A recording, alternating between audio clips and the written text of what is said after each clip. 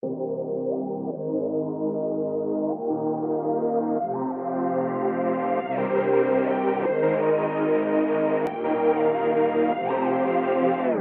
right, guys, welcome to Pipeline Profits, where we dig deep on everything sales and marketing related, specifically in the real estate industry, where we're giving you tactics, actionable items, and have some superstar guests come and tell you their experiences, their stories, and their growth in the sales and marketing of real estate. We are your hosts. I'm Ryan Wykes. My co-host, Emma Pace, will introduce our guest this week, who is a heavy hitter.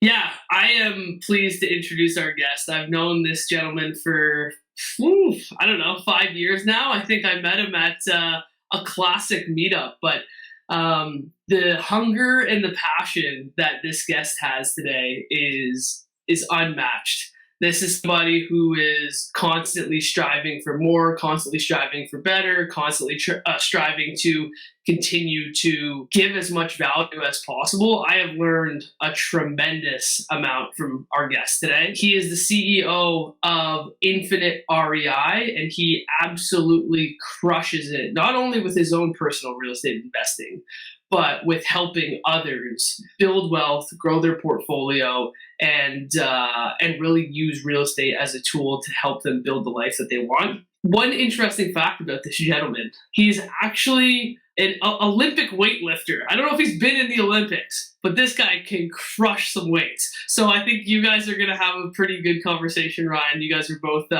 health fanatics. He's also a father of four, a great husband, and we are very honored to have on the show today, Kory MacKinnon. Welcome, Kory. Hey, everybody. Hopefully I can live up to that intro. That was a fantastic intro. You definitely can live up to that intro. I mean, I think the first thing we got to talk about is the Olympic weightlifting, because I wasn't sure if you were in the Olympics, but this guy is like the healthiest guy I know, probably even more so than Ryan. So I did Olympic style weightlifting from 1989 to when did I hang it up? Maybe 2005, and then I made a comeback when my kids were young because I wanted to show them what I used to do back in the day, right? So then I won national championships 3 more times for my age. But yeah, it's a sport that I've done for about 17, 18 years total. And never went to the Olympics, but I went to Olympic trials, Commonwealth trials. Never made a big team, but I got to represent Canada internationally a few times, and a junior Canadian champion and top 3 in Canada overall. Well, what was the thing that kind of piqued the intrigue of doing Olympic style weightlifting? I think a lot of kids kind of mess around with weights, right? And it was in my friend's basement actually, and my dad had some weights and stuff too, but he was smart. He didn't put too many weights down in the basement. There was only my dad's motto was if you can't curl 15 pounds 30 times, then you can't go any heavier, right? So my other friend, though, he just had a bunch of weights. We tried to load them up, see how much we could lift, and probably were hurting ourselves. But in between grade 8 and grade 9, I had a summer job, and there's a guy on that bus who was talking about he's doing weightlifting, and he's got a coach, and the coach has been to a couple Olympic games, and there's it's a legit provincial team that take people to nationals, and it's a big deal, especially way back then when there was no CrossFit, there was no nothing like that for another 20 years to come. So got the bug, and by the time I was 15, I was setting provincial records, and by the time I was 16, I was competing at nationals. So wow. Definitely peaked early, and then by the time I was 20, 25, 26, my body was beat up to the point where I was I got to take a break from this, and my career was taking off. Amateur sport doesn't really pay at all. It's great. I give back to the sport, but you learn so many lessons through sport. It's amazing. Was that kind of the thing that competitive nature one of the main driving factors to get you into investing in real estate? Just that constant wanting for more and better, bigger kind of thing? I'm definitely a competitive person. If you look at my personality profile, I am pretty competitive. We just hosted a golf tournament. I'm literally on the course trying to be competitive with, and it's supposed to be a fun 4-person right? But I don't know. You might as well try to do the best you absolutely can, and I think that's a message that everybody can take these days, is why not try to pursue and be the best absolute version of yourself that you can. But for me, it was more of an individual sport, so I liked it because it was individual. But when it came to investing in real estate, I got exposed to it at a young age. My dad was dabbling in real estate when I was young. We actually grew up in a duplex in Sarnia, Ontario. So some of my earliest recollections were my dad going upstairs and collecting rent from the little old lady upstairs, and to me it was just no big deal. So I think I saw my first property when I was like 15 or 16. I just called someone out of the newspaper. I said, yeah, can you show me this property? So I was just kind of interested, super uncomfortable showing up with an adult. I looked maybe like I was 18 or 19 then, but didn't buy my first property until I was actually 30. But I've been educating about it for a really long time. Did your dad have a huge portfolio when you were young? No, at most we had our principal residence and then maybe one other property. So you'd sell that one, pick up another one. So, dabbling, right? But it's hard to do well when you just dabble and when you don't go all in, because there's something about that split focus. If you can't keep your focus on one thing and you're splitting it to a whole bunch of other things, you can't go all that deep on it. And there wasn't a whole lot of education and mentors back in the 80s either. Right. So tell me a bit about, your journey from being interested in real estate and, investing in real estate at a young age, but not actually jumping in until, as you said, you were 30. What kind of happened in between there? And then what made you finally decide that at 30 it was time to make the jump, or that you were confident that you knew enough, even though it sounds like you started educating yourself about it at a pretty young age? Yeah. So when I was in college, guys and gals, this is when the Rich Dad Poor Dad book came out, right back in the late 90s. So I remember my friend in class, because I went to school for sports and rec admin, so it was half business and half sports rec leisure. I ended up really liking the business aspect of the program. He's like, Kory, man, you got to read this book. Like, I was like, really, dude? Like, we're reading like anatomy textbooks. Like, we have a lot of reading to do in this course. I don't need another textbook, right? So he's like, no, this one's totally different. Trust me. If you buy it and you don't like it, I'll literally buy it off you, because I'll just give it to somebody who wants it. So I had to order it from the bookstore, waited a month to get it, and because it was sold out, and finally got it. And it was a page turn. I think I read it in like 1 or 2 days. As well as The Wealthy Barber, David Chilton. He's from the Sarnia, Ontario area too. So he wrote that book before Rich Dad Poor Dad. So kind of been exposed to it for a little bit. And I was looking into buying properties when I was like 24, 25, but it was early in my corporate career, and I actually had some scratches against my credit. I wasn't paying my credit cards off on time. So I didn't want to pay the extra 1.5% interest rate on a mortgage. So I just kind of sat in the penalty box for a couple of years. And my sales career was taking off. I was doing extremely well in that career. So I was lending money out. I was doing other transactions. I was looking at real estate. I was in a property that I wanted to buy. I was living in a sixplex. And then finally the owner, because he would have conversations with me once in a while. I was like his ears and boots on the ground. And he'd be like, you want to buy this place? You want to buy this place? And then finally I came home one day and there's a sign on the lawn. I was like, Mark, what's going on? I thought we were going to talk about buying this place. Have you ever listed it? So he listed it high. It didn't sell because of some issues with the inspection. So we actually got all that stuff taken care of. And then I closed on a sixplex at the age of 30. And then from there, I just kept recycling the money and doing the burr before it was even the burr. And it was great to find properties only 70% renovated and just fix them up and tweak them. And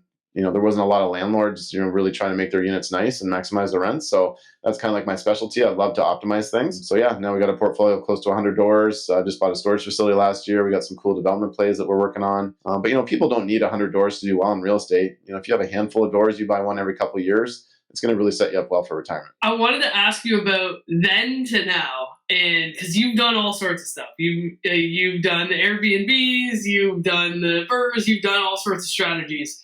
I know you said that you still kind of do the optimization. How has your strategy changed from when you first started to where you're at now? Yeah, it hasn't changed too much. And I'd encourage people to maybe you just think bigger and you do bigger deals, but I'd encourage people to really master what they start doing, right? If I did like 3 burrs and all of a sudden I'm like, no, I just want to get into flipping, or no, I want to get into land development, I wouldn't have actually mastered that construction, renovation, optimizing the property process. So I definitely recommend that people go really, an inch wide and a mile deep when it comes to their skills. And that's the only unfortunate part during like a recession or tighter times. Too many people are sitting there not doing anything when they could at least be learning, getting some education, mentoring under other people, because all the skills that you guys are talking about on your podcast, like sales and profits, those are really perishable skills, right? Like if people don't work on them, negotiation, all these different things, like you'll get really rusty really fast. I'd recommend mastering what you get into before you get into another strategy, but a lot of them are synergistic, right? They can stack on top of each other.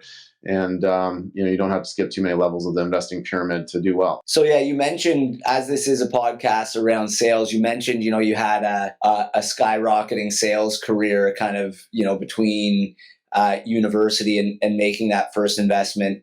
Tell us a bit about, your experience in sales, and a little bit about how that helped you transition into real estate and specifically real estate investing. I know a lot of salespeople that think, oh, I'm a great salesperson or but that's what I'm good at. And so they never do anything else. Or don't look at how it may open other doors for them. Pun or no pun intended with this conversation. Yeah.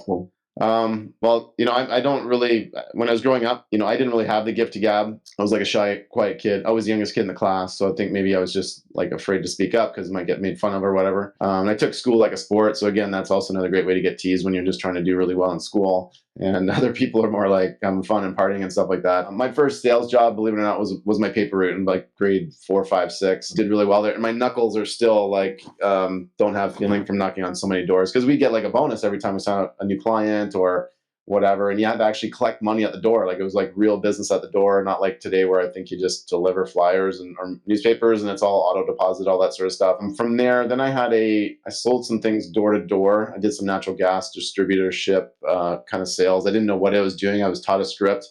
And I just knew that every house that I signed up, it was $20. And it was a good reputable company back in the day. So I did that for a few months. But my real big segue into sales was when I started running a StudentWorks painting franchise at the age of 20. I saw an ad in the paper saying wanted, seasonal manager. And I'd been working lots of jobs since I was young, but they'd never give you the manager role, right? They're like, look, you're not a lifer, man. Like you're going to leave, you're going to go and do bigger things. So we can't train you to be a manager. It's just frankly a bad investment. And I understood. So when I saw that ad, it was speaking my language and ran a franchise in Sarnia, Ontario for 2 years, did really well, got promoted to district manager. And that was probably the most challenging, wettest year on record because we do a lot of outdoor painting. So I had this expectation of like, I'm going to make 55 or 60 grand back then, which I don't know, double or, times that by 2.5 maybe.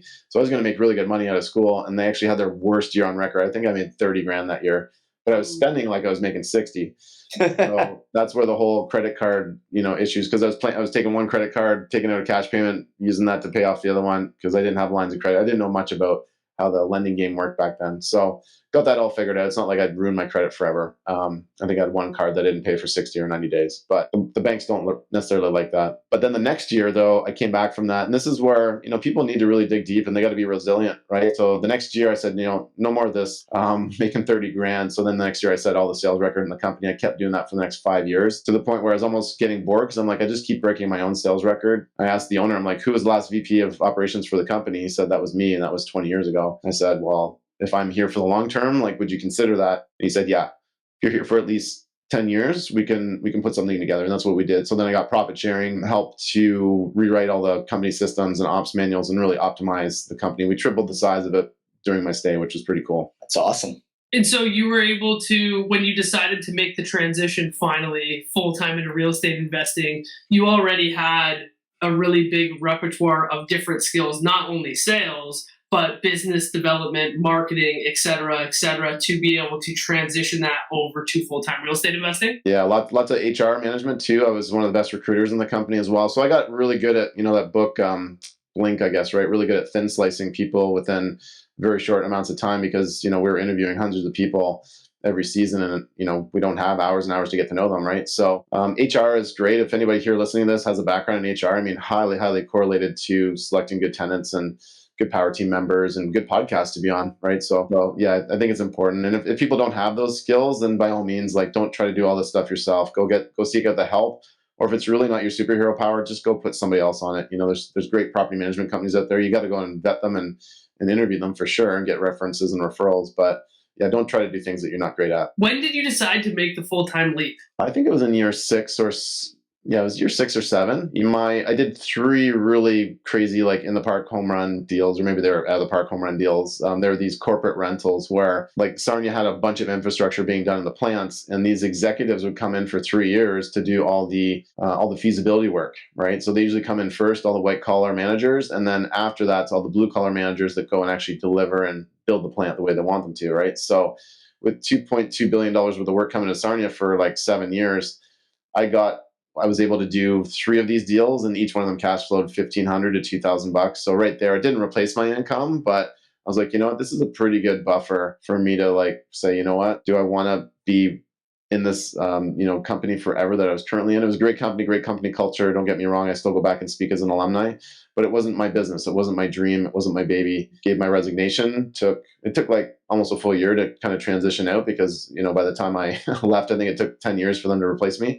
when you do the work of 2 or 3 people, right? So, but yeah, that's kind of like what it was, right? So many people want to retire in a year or two, but like don't underestimate what you can do in 5 to 7 to 10 years. It's get wealthy slow and for sure not like get rich fast. I think that's, during the ramp up of the market during, COVID, like so many people are just like, I just want to get on in on something hot and fast. And a lot of them ended up going up and then straight down, and they didn't have any learning of the fundamentals, right? Which, if you build a house on poor fundamentals, I'm sure you guys have seen this and seen stories of, realtors that are like, what happened to the build on this house, right? They weren't even following minimum building codes. So it's not a good thing. No, totally. And that makes me want to shift gears a little bit to building a foundation in, the bulk of our audience are, real estate agents who want to get better at sales or who want to learn about marketing.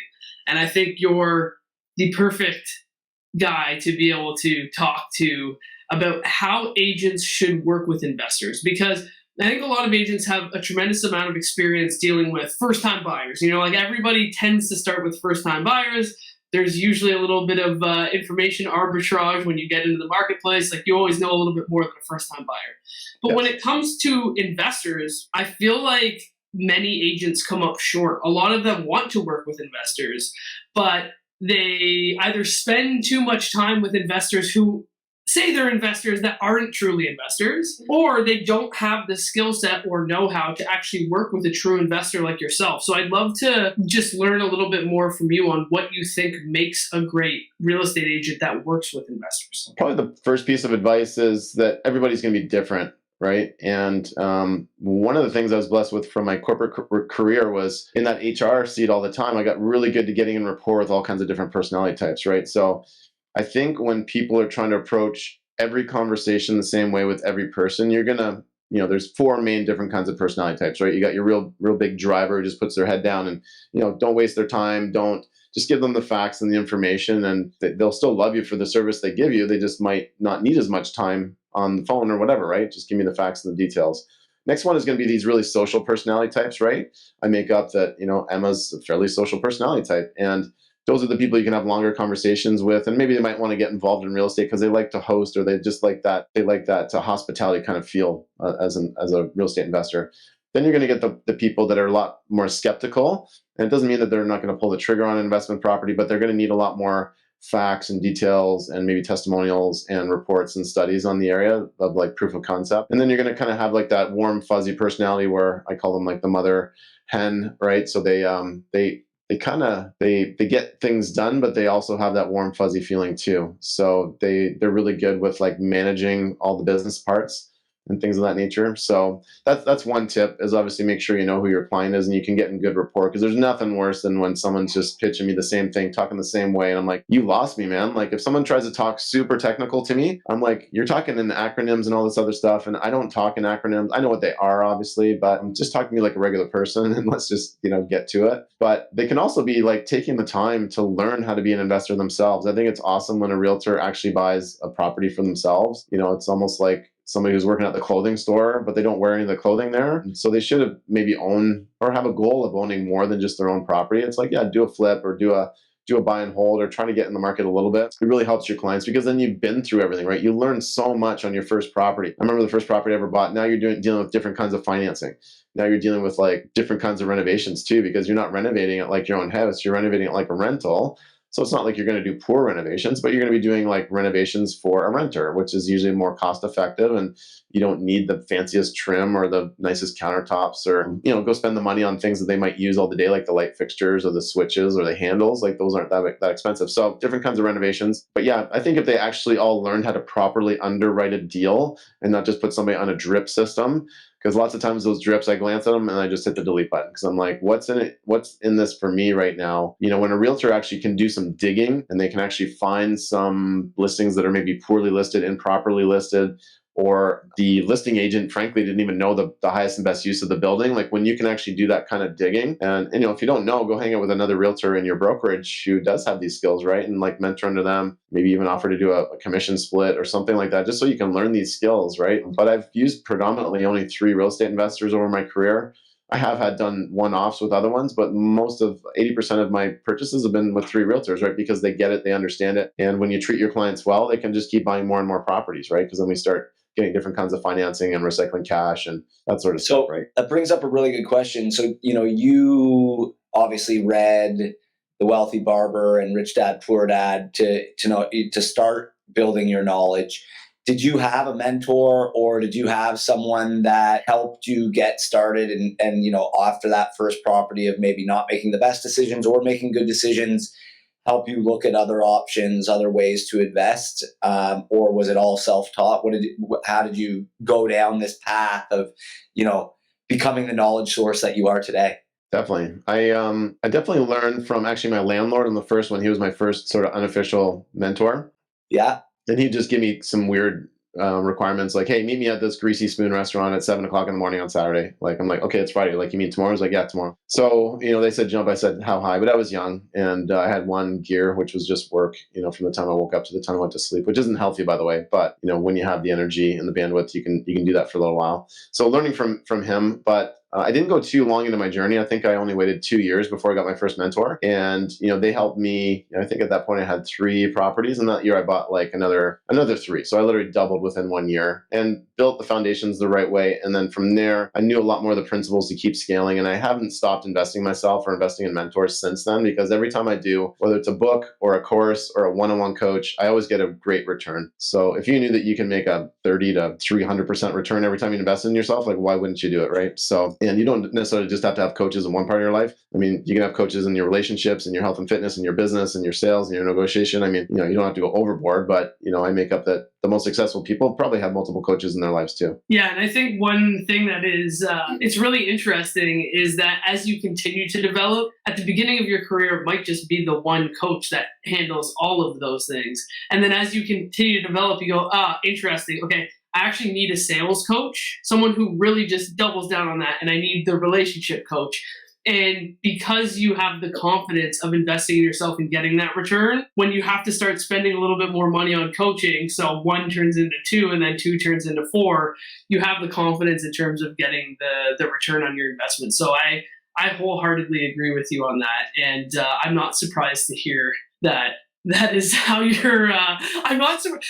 The whole story is making a lot of sense. It's, oftentimes when I hear, the owners of Zoocasa and Canwise and Rate Hub, they were owners of college painters prior. Or, you know what I mean? So I think whenever I hear those stories of those initial, those kind of initial employment scenarios, I think it really sets the framework for people who have success in those environments tend to do really well long-term because, even, similar to my story with Enterprise, they make you do a lot of work. It's basically getting paid to go to school, right? Yes. And if you can be successful in those environments, you're running a relatively big company. You might not be getting paid like it, but you have a lot of roles and responsibilities and transferable skills once you're able to transfer out of. Yeah, and at Enterprise, I mean, a lot of our franchisees would go on to work at Enterprise, and it's such a high volume sales environment. You get so many interactions every single day to provide great customer service and upsell and everything else, right?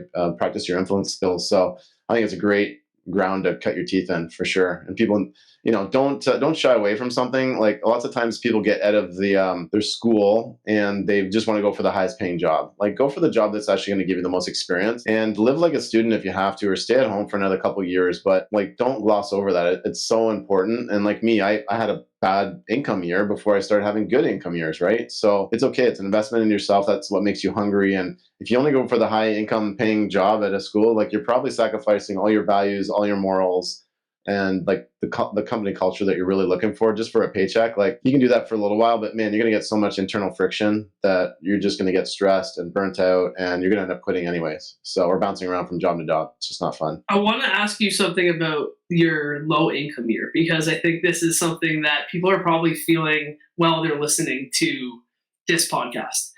So what was it that kept you motivated or hungry after you had that year? Because I think a lot of people feel defeated, right? Like, maybe I'm not good enough. Maybe I should try something different. This isn't for me.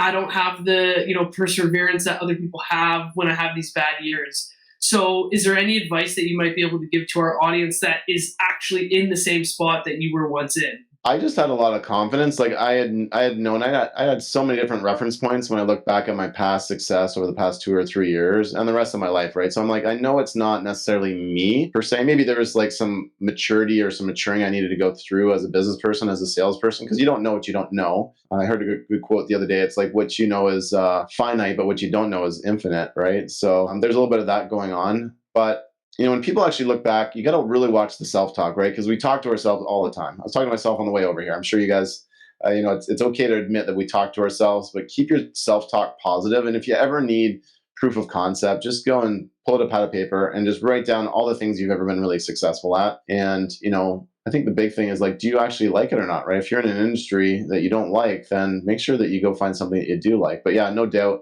people are seeing income dipping right now. It's a great time though to like retool things, strengthen up things. Like we're redoing all of our coaching modules, all of our back end, how we do events and how we do everything really, right? Because we know if we can be a leader now, man, and we're taking over market share when other people are just pulling out or not investing into marketing or their systems or their staff even. Like there's people out there looking for jobs and there's very talented people. It's actually easier to find talent right now than it was a couple of years ago. So, don't go and blow the bank on all that stuff, but make sure that you're increasing your budgets instead of decreasing them. We want to make sure that we're playing offense, not defense. So yeah, I think it's important. I just stayed the course, and I didn't take my foot off the pedal. Like if anything, I was pushing on the pedal even harder. I'm like, you know what? I know if recruiting is one of our main metrics, I'm just going to recruit like a bat out of hell. That had a high correlation to our sales, which was profit and everything else, right? So tell us a bit. So you've obviously now got years of experience. You own 100 doors.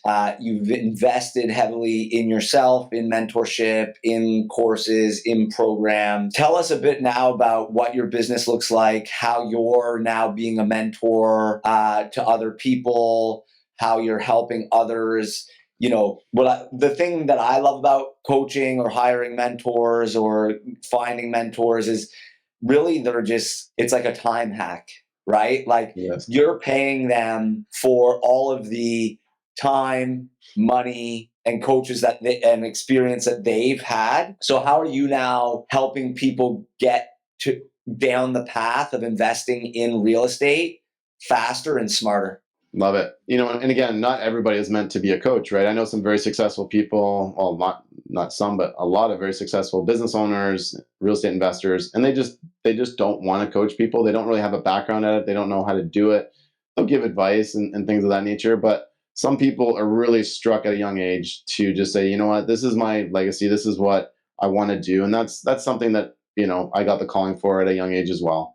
I've struggled a lot when I was young. I just don't want to see people struggle more than they need to. And when I quit corporate, or even when I quit lifting weights as an athlete, you lose part of your identity, right? You got to make sure you have another identity ready to go, or that new vision that's really clear and really bright and really burning. And I'll admit, like I struggled with that for probably a good, 4 to 6 weeks, because I didn't take the advice. Nobody actually told me before you actually get out of like your corporate career and go to be an entrepreneur in a different space or in a different career, like make sure that you spend the time to either build out a new calendar, build out that new identity, that new vision, that new mission statement, that new company culture. I did know what I want. I just wanted to support a big tribe of people, right? And I've been able to do that because so many people are coming out of the woodwork going like, hey, how did you do this? And can you teach me? And I didn't have a formal program, but I put one together pretty quick. And, from there, now we coached hundreds of people every single year, and we've got free resources too. Like I've got a YouTube channel, I've got Instagram, I'm posting 5 times a week. So, there's something there for everybody. And I think it's important to give back because you can never go wrong helping people, and it always comes back, right? So when you made that transition, you talked about like obviously not having that clear enough vision, but when you transferred across, did you already have clients? I know people started to seek you out, but if I'm a new agent and I have no business and the market is down right now, I want to understand if I go to make a change, maybe I'm coming from a corporate career and I've decided to get into real estate because 2020 and 2021 sounded great. I started my license, I made the jump, and here we are in the environment that we're in. Yes. I'm struck without clients right now. What advice do you have, or how did you get your first clients for your coaching business? Yeah, I think everybody's going to have a bit of a different path. But if you are struggling, you can always link arms with a very experienced realtor who frankly needs a little bit of a break. Maybe they're at the twilight of their career, or they just work their tail off the past 3 to 5 years and they just want to have some time off. I kind of took a little bit of time off here the last 6 months because we were just growing like crazy for the past 5 years. So go and mentor under them, go and apprentice under them. It's like one of the oldest ways to learn. And, it's looked down upon, I think, right? It's like, oh, I'm going to go work for free, or it's like, but one of our coaches in our program, he's literally learning from someone who underwrites apartment deals. I mean, what an opportunity. He's getting cut in on the profits too. So he's learning and he's earning and he's getting exposed to all these people that would never be in his Rolodex otherwise, right? So he's taking that approach and he's going to do extremely well. I'd encourage other people to do that too. Do you think it's just people's ego that gets in the way in terms of working for free? Because I've always been a proponent of wanting to work for free. It's the same thing as enterprise. I looked at it like, yeah, I might not be making a bunch of money, but if I had to go and acquire this knowledge, it probably would cost me 60 to 100 grand just to figure it out. And you're going to pay to teach me? Like, I'm okay with that. But why are people weird about that now? I feel like even from like 2015 to now, the mentality around it has changed, no? Well, when times are easy and things are good, right? It's, you can just like put your face out there and you get business, right? So where people are transacting so much more and they're like, okay, you're my friend. Sure, I'll purchase a property through you or whatever it might be. But when times are more challenging, that's when you got to look in the mirror and go, what else could I do? They definitely don't teach this in school.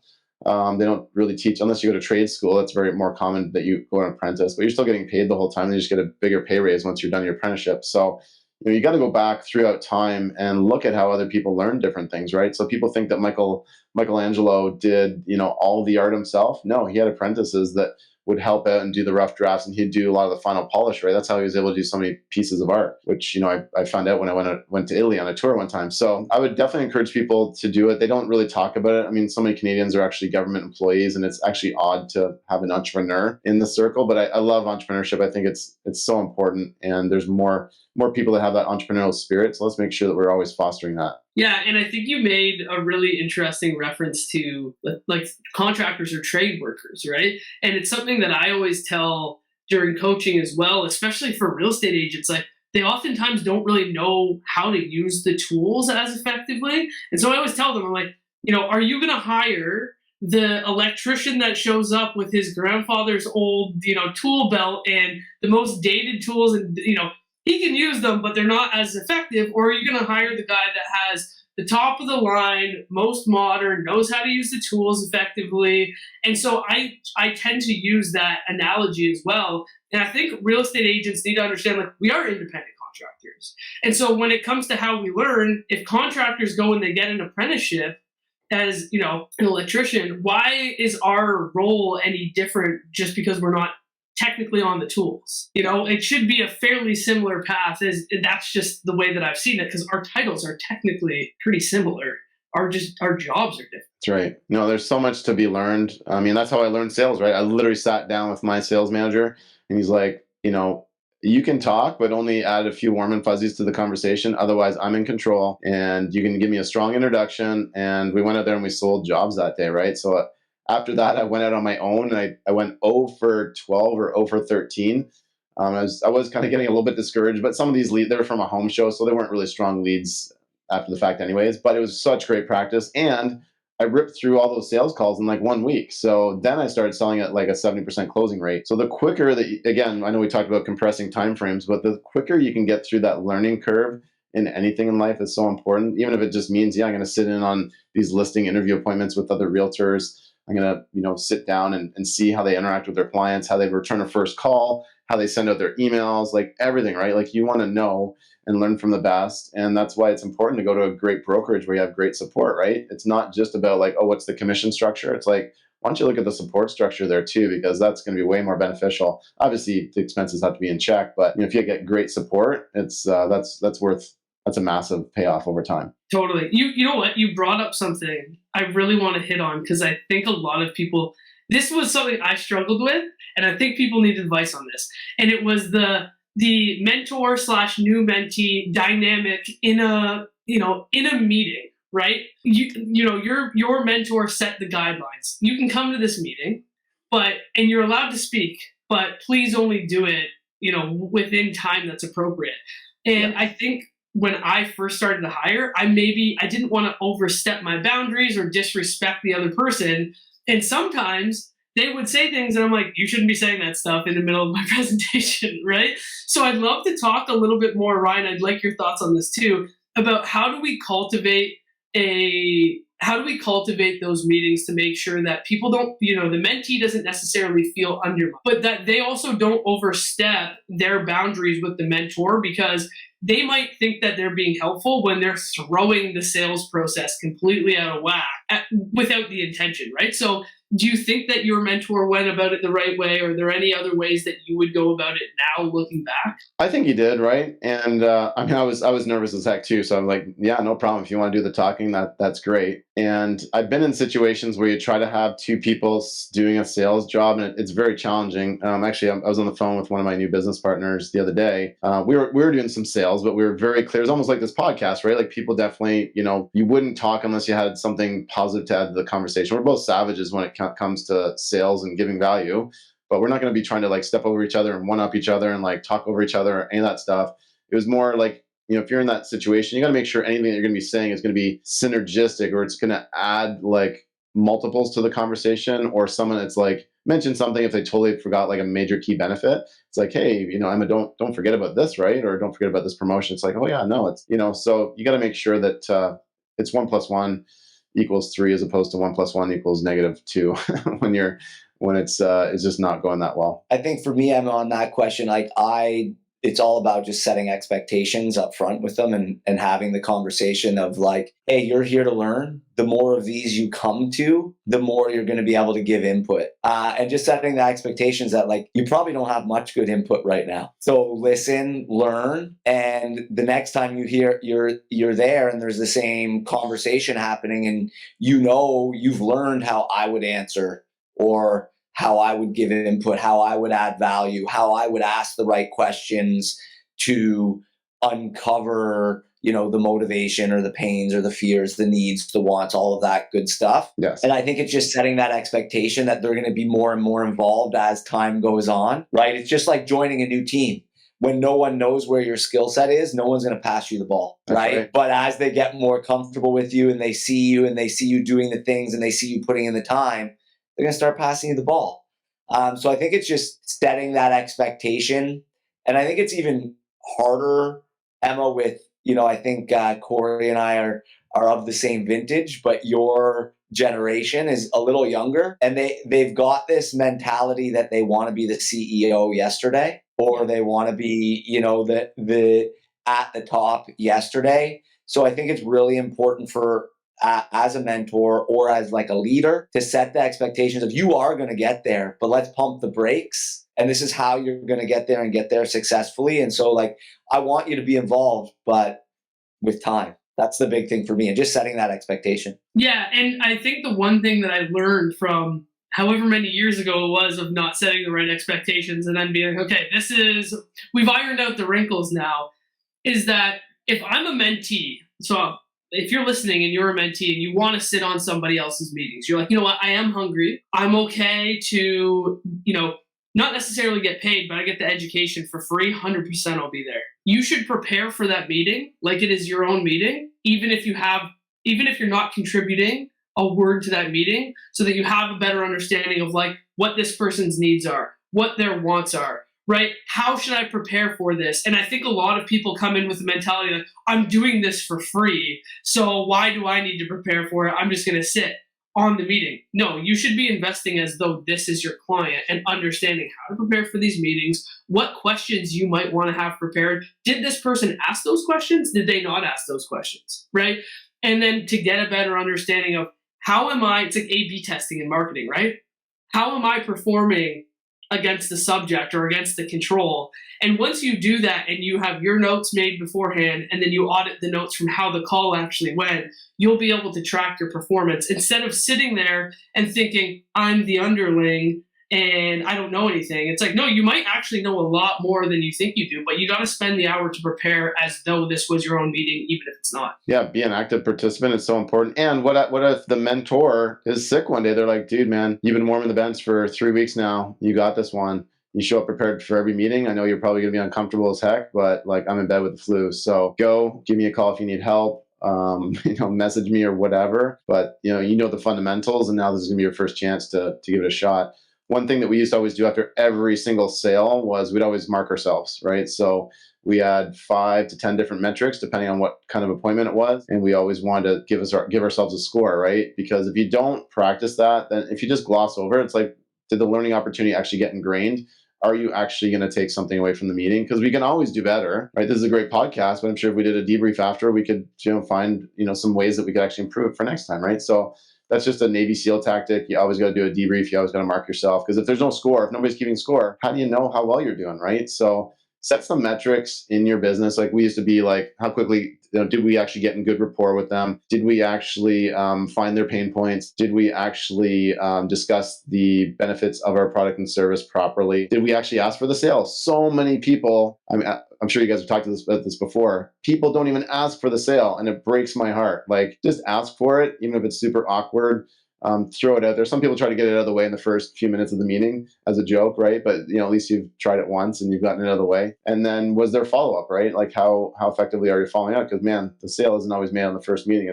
You can't be afraid of that FU factor. You got to follow up as the right FU. So, but set some metrics for yourself. Give yourself a score out of 5 in each category, and then you can be marking yourself at a 25, and you want to be getting like an A or an A plus, right? So I was just going to say, I think the self-reflection piece is huge. It leads into some of the training and coaching that we do.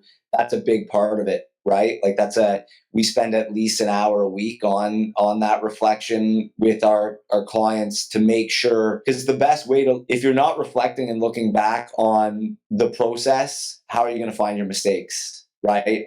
And if you're not finding your mistakes, how are you going to improve? If you're just going in and doing the same thing over and over again, but it's full of mistakes and you're not reflecting, you're not going to see progress. You're not going to have a better business. You're not going to have more sales. You're not going to close more deals, whatever it may be, your goal outcome, if you're not reflecting on each and every process that you're part of. Yeah, and I just wanted to pitch in on that too. And it's like what you just said, Kory. One of my mentors calls it a post-mortem, right? Thing's dead. It's done now. How are we going to open it up, and how are we going to figure out what the heck happened here, right?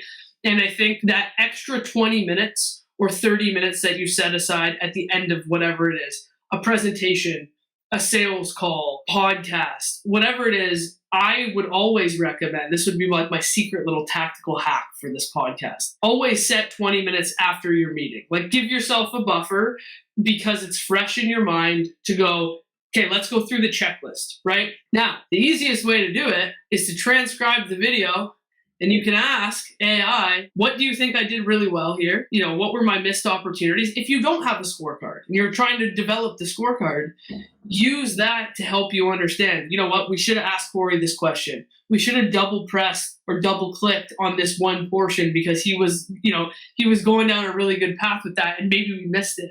Right? But really setting that 20 minutes to do the post-call analysis is the real work. Doing the work is fantastic, and you can make money. But if you want to make real money, or you want to get better, maybe it's not money, maybe it's a podcast, you want to get better, more views, et cetera, you should do it while it's fresh in your mind. It shouldn't necessarily be, I'm going to do it on Thursday if we record the podcast on a Tuesday, or whatever it happens to be. So that little small tactic right there is a game changer for business. So important. I'm glad we talked about it, because it's, otherwise, where's the course correction? There's going to be no course correction. Then you're just compounding all the, you'll have some success, but you'll also be compounding your mistakes too. And, you definitely don't want that in business. So obviously a lot of your drive, you're obviously very driven. You obviously always are exceeding or, pushing to be better. That definitely, I can tell, I don't even have to ask, comes from your involvement in sport, and it's interrelated, and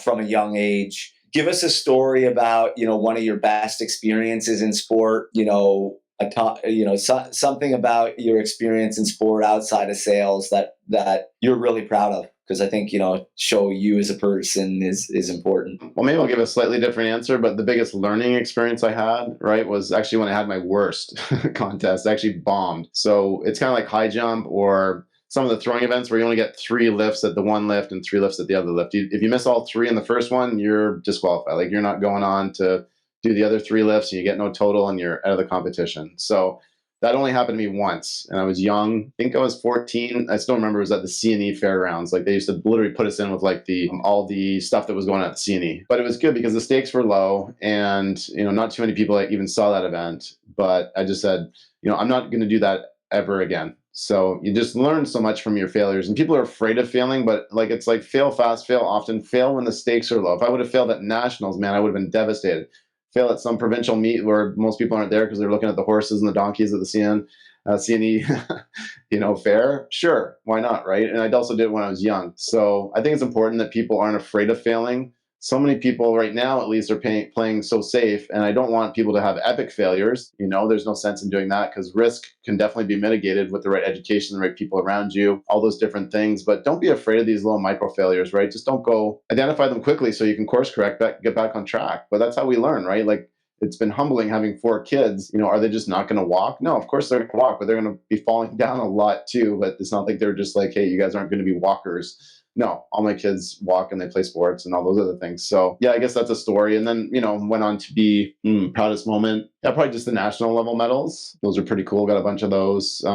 Just to be able to say you took it as far as you could in your sport, in the country, did it clean, didn't take, in a sport that's kind of rampant with that kind of stuff, never took anything other than creatine and protein powder when I knew other people were. So I'm happy being third, even if the other people that placed ahead of me, maybe in some contests, were taking some things that were, not that were banned substances or PEDs, right? So I can sleep really well at night just knowing like I did it the right way. Personal question: have you transitioned to CrossFit? I haven't. No, it's I think CrossFit is great. I think it's also maybe more of a younger man's sport.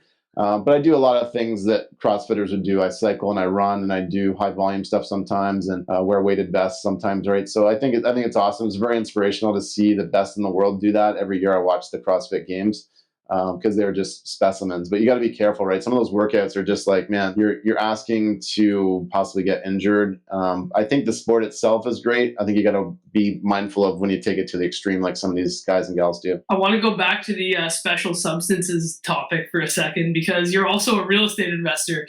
So I would love to know your craziest, you've seen some properties, I'm sure. So I'd love to know potentially the craziest story that you've run into with like a tenant or a specific property or anything like that, because I'm sure you've seen some wild. Yeah, I think we have a tenant right now that's like cooking meth in their unit because it's like, why else would you be bringing in some of this stuff into your unit and making all these weird smells and stuff like that? So we've got that. I've had a tenant pass away in a unit before, that actually delayed the closing. So, I gave the investor that was selling it to me extra time to take care of all that. I wanted to do something for the family. Like we did an energy clearing before, and I just left it vacant for a few months. I'm like, just, let people have the time to get their possessions and all that sort of thing. It's interesting, right? It's really a lesson in human psychology. Like right now we have a tenant. He's been a tenant of mine for like 10 years. And they just stopped paying rent in January. We got the hearing.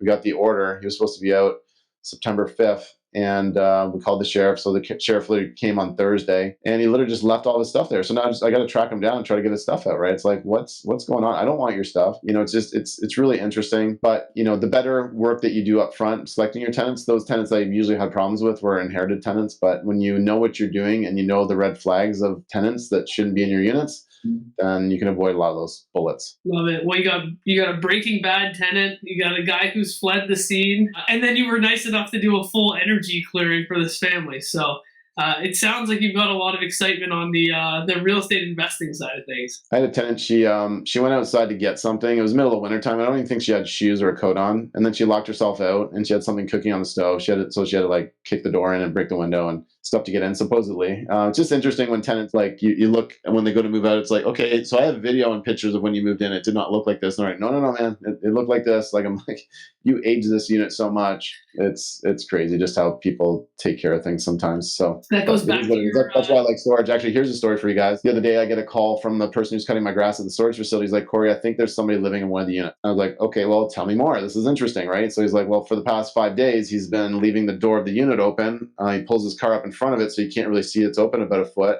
And then he just goes in there, closes the door, and we took a peek in. Like, he's literally got a bed and everything. I mean, it looks better than most tenants' apartments, which it did. So I said, okay, well, tonight if it happens again, call me. And I'll head out there. We'll call the OPP, and we'll just just make sure he's not doing this anymore. So now I've got to make the decision. He's been a tenant for 3 years. he's fallen on hard times. His girlfriend supposedly took a bunch of money from him.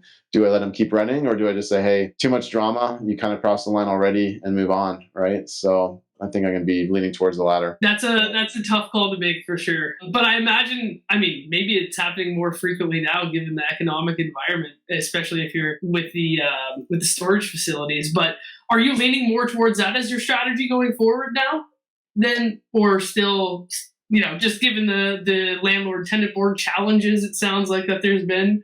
Are you leaning more towards the storage facilities, or are you going residential still? I'm definitely trying to diversify, right? And I'm hedging my risk levels too. So I've got about 15 to 20% of our units that are now furnished, like medium-term rentals.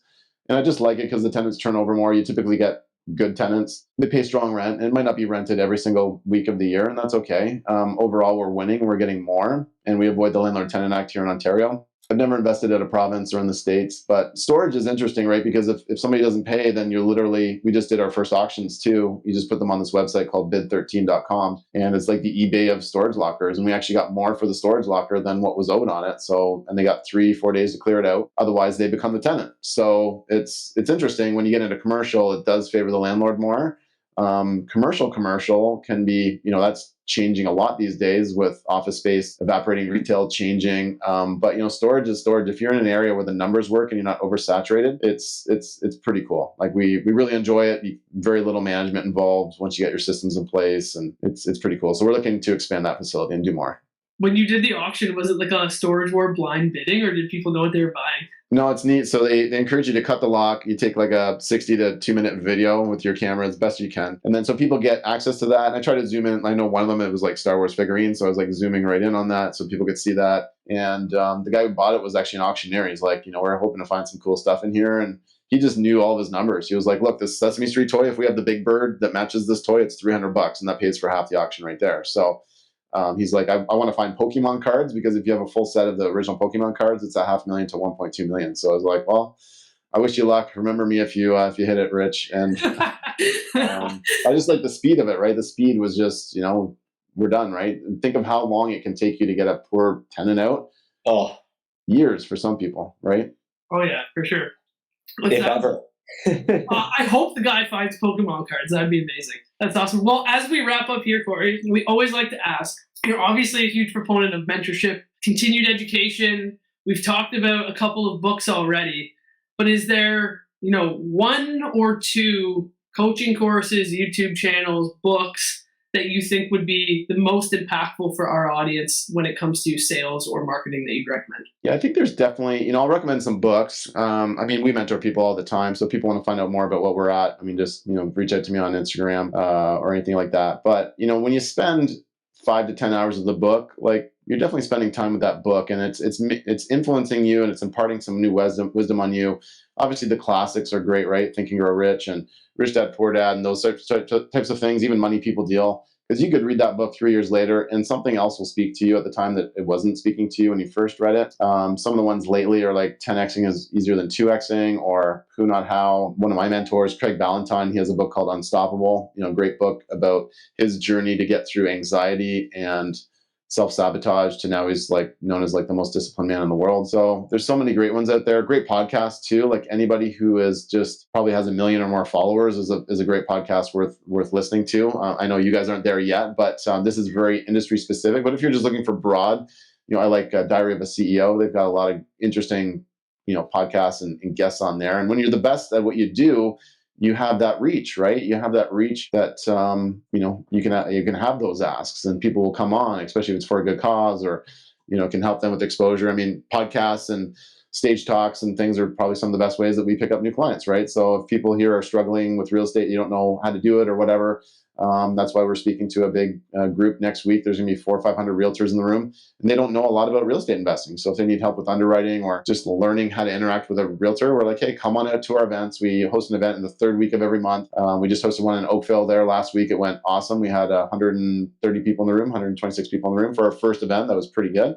Wow. And we're just looking to grow it even more and more, right? Take over the space. So, because people are hurting out there, right? We got to bring people together. We got to get the right messages and the right information. Are those, so those are going to be once a month, third week of every month.